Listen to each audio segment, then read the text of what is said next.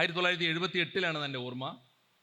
അന്ന് സി അച്യുതമേനോൻ മുഖ്യമന്ത്രിയാണ്. സി അച്യുതമേനോൻ മുഖ്യമന്ത്രിയായിരിക്കുമ്പോൾ കോൺഗ്രസും ലീഗും കരുണാകരനും സി എച്ച് മുഹമ്മദ് ഒക്കെ ചേർന്നാണ് കേരളം ഭരിക്കുന്നത്. അന്നാണ് മലബാർ കലാപം സ്വാതന്ത്ര്യ സമരമായി പ്രഖ്യാപിച്ചുകൊണ്ട് അവർക്ക് പെൻഷൻ കൊടുക്കണം എന്ന് തീരുമാനിക്കുന്നത്.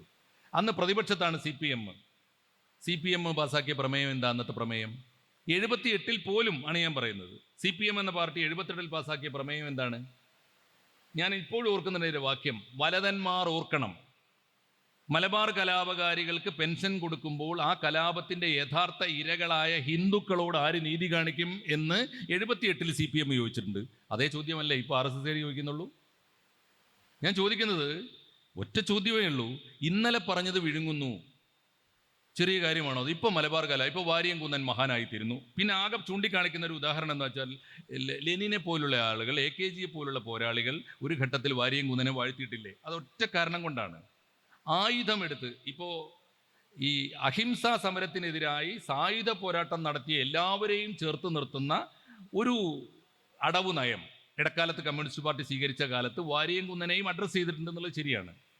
അതൊന്നും വാരിയംകുന്നനെ വെളുപ്പിച്ചെടുക്കാൻ പറ്റുമോ? വാരിയംകുന്നൻ്റെ പ്രത്യയശാസ്ത്രത്തെ വെളുപ്പിക്കാൻ പറ്റുമോ? വാരിയംകുന്നൻ്റെ ലക്ഷ്യത്തെ വെളുപ്പിക്കാൻ പറ്റുമോ? വാരിയംകുന്നൻ്റെ പേരിൽ അദ്ദേഹം അറിഞ്ഞും അറിയാതെയും ചെയ്തു കൂട്ടിയ മതപരിവർത്തനം, ഹിന്ദു വിരുദ്ധമായ അക്രമങ്ങൾ, കൂട്ടക്കൊലകൾ, കൊള്ളകൾ ആർക്കെങ്കിലും വെളുപ്പിച്ചെടുക്കാൻ പറ്റുമോ? അതുകൊണ്ട് ഇതാണ് ചോദ്യം. ചരിത്രത്തെ അട്ടിമറിക്കുന്നു എന്നതാണ് ഭീകരമായൊരു വസ്തുത. അതാണ് എനിക്ക് തോന്നുന്നു ഈ അടുത്ത കാലത്ത് ഇബ്ലീസിൻ്റെ ഒരു വാക്യം ഞാൻ കേട്ടു, ഇവർ ഭയങ്കര യൂസ്ഫുൾ ഇഡിയറ്റ്സ് ആണ്. ഞാൻ പറഞ്ഞത് എനിക്ക് അതൊക്കെ തീർച്ചയായിട്ടും ആരിഫിൻ്റെ വാക്കുകളായിട്ടിരിക്കട്ടെ.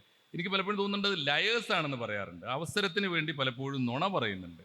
അതൊരു വസ്തുതയാണ്. കമ്മ്യൂണിസ്റ്റ് മലബാർ കലാപത്തോടൊക്കെ കാണിച്ചത് കൊടിയ അക്രമമാണ്. ഒരു കാരണവശാലും ഒരു കാലത്തും പറയാൻ പാടില്ലാത്ത നുണകളാണ് ഇപ്പോഴും പറഞ്ഞുകൊണ്ടിരിക്കുന്നത്. 4 വോട്ട് കിട്ടും.